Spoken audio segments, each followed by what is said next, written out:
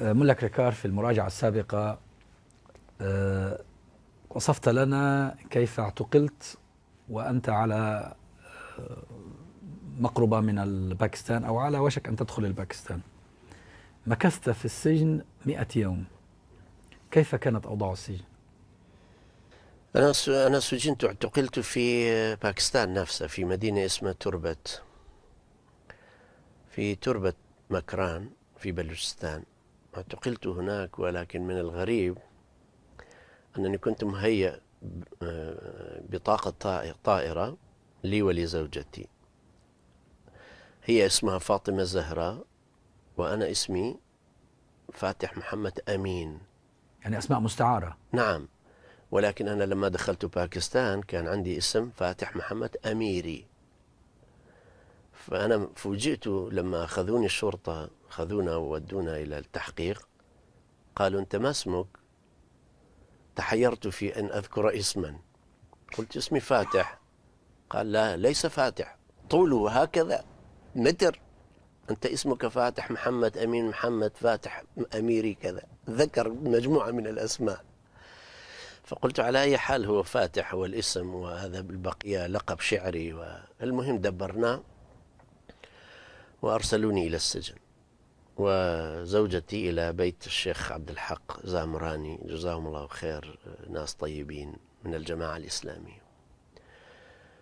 دخلت السجن قلت أنا إيراني، لأن أول ما اعتقلت قلت أنا إيراني، قلت حتى إذا يسلموني، كان في زمن ضياء الحق، قلت إذا يسلمونا إلى العراق يكون إعدام، على الأقل يسلمونا إلى إيران نقول أكراد عراقيين. كنت تتكلم الفارسية؟ نعم طبعا، أنا بفضل الله أدرسها يعني.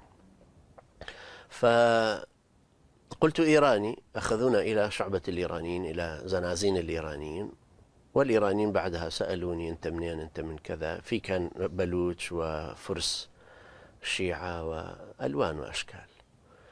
بعدها بقيت معهم، لكن من اليوم الأول عرف، وأنا كان معي مصحف كنت أحفظ وأعيد حفظ ما كنت نسيته. والغريب أنه في السجن أول شيء قالوا لي لما تأخذ الأكراد، لما يأخذ قرص الخبز يجعلوها أربعا، يطيها أربعا ويضعها على فخذه ويأكل. فأنا أول ما عملت أربعا قالوا إياك أن تفعل هذا في السجن. قلت لماذا؟ قال لأن مدير السجن شيعي، وأنت لما تعمل 4 طيات يعني الخلفاء الأربعة كل يوم تعذب بسبب هذا. بالله؟ نعم. فأنا استغربت طبعا، قلت جيد، هذا أول شيء أتركه. مدير السجن الباكستاني شيعي؟ نعم. شيعي باكستاني؟ نعم، شيعي باكستاني، وكان رجل خبيث يعني، كان بس إيش دخل الطيات الأربعة لا بالخلفاء؟ أعرف، يعني تعرف معتقدات الناس يعني. فبعدها قالوا لي تذهب إلى المدير، أو كل سجين يطلب منه أن يذهب إليه مرة. أول ما ذهبت قالوا تنزع حذاءك وجواربك وكل شيء أجلكم الله. قلت لماذا؟ قالوا يجب أن تدخل عليه حافيا. قلت نعوذ بالله، الله عز وجل يقول اخلعن عليك إنك بالوادي المقدس طوى.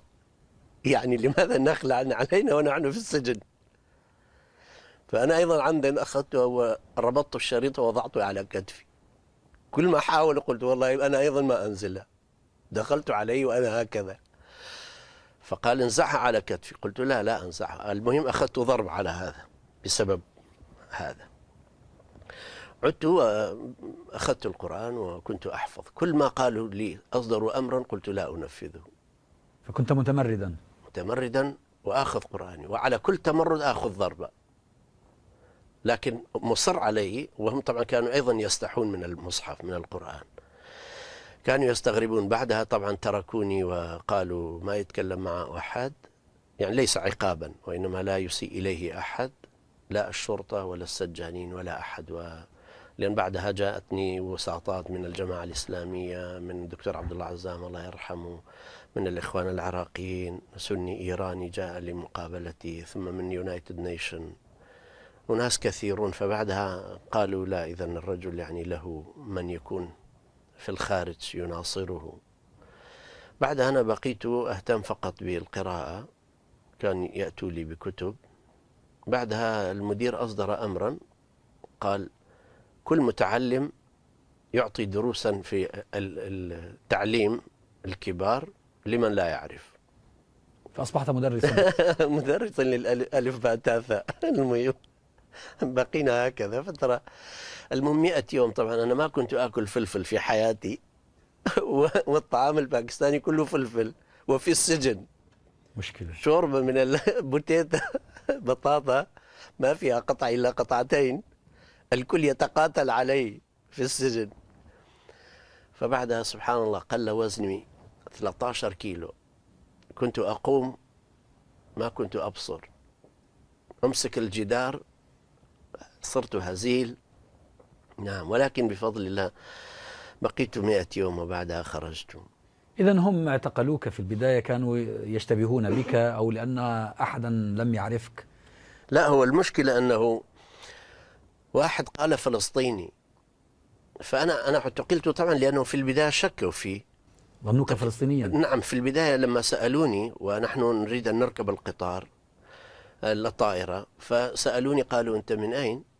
بالأردو. ما عرفت الجواب وأنا لابس ملابس بلوتشية وزوجتي كذلك، فسألوني بالبلوتشية ما عرفت أيضا اللغة.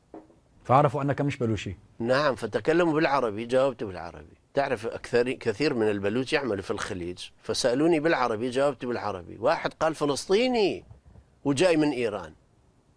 إذا إرهابي يعني حتى الطيار نعم، حتى الطيار نزلوا كل الحقائب، فتشوا وين كل هذا الطائرة؟ الطائرة. في أي مطار؟ في تربة مكران، اسمه تربة مكران في بلوچستان قريبة من كويتا. يعني هذا مطار جنوب. باكستاني. نعم، جنوب محلي. كويت. تريد أن تسافر إلى أين؟ إلى كراتشي. إلى كراتشي. نعم.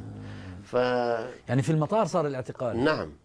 فبعدها نزلوا كل الحقائب وفتشوا وسألوني فلسطيني جاء من إيران واركب طائرة. كنت أقول أنا لا أعرف العربية لكن أنا لست عربيا. على أي حال فسجنت 100 يوم تقريبا يعني.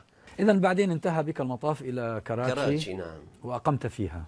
نعم، ذهبت إلى كراتشي والأخوة استقبلوني، إخواننا التنظيميين. طبعا أنا ما زلت يعني كنت في تنظيم الإخوان المسلمين، فاستقبلني الأخوة هناك. بعدها كان عندنا بعض النشاطات الطلبة مع اتحاد طلبة المسلمين في كراتشي، وأيضا محاضرات في الجامعة. ثم عينت مدرسا في إحدى الجامعات، ثم في جامعة ثانية أيضا كمحاضر، جامعة سلفية. واستمرنا هكذا في التدريس والدراسة والعمل التنظيمي والتأليف والترجمة. هكذا كانت الحياة تمشي سلسا في بيتي وسكناي وأولادي، ورزقنا بأولاد. ولكن حدثت بعدها فاجعة حلبجة عام 1988. 88. بعدما حصلت أنا ما كنت طبعا أعرف، لأن كنت مشغولا بتنظيم الإخوان، وأيضا مستعارا للتنظيم الدولي، وأتقاضى علي راتب 600 دولار. 600 دولار في باكستان مبلغ جدا كبير. كان المهمة المطلوبة منك في التنظيم الدولي؟ عمل تنظيمي كاملا، يعني كنت أخرج أحيانا من صلاة الفجر أرجع بعد صلاة العشاء في داخل باكستان؟ داخل باكستان، لأنه كنت أحيانا مثلا أشرف على طلاب إيرانيين أو ماليزيين أو عرب أو كذا، يعني كان تنظيم، والعراقيين بالإضافة إلى التنظيم العراقيين. فكنا مشغولين ليلا ونهارا تقريبا مع العمل إلى أن حصلت حادثة حلبجة. وكان ذلك يوم القيامة.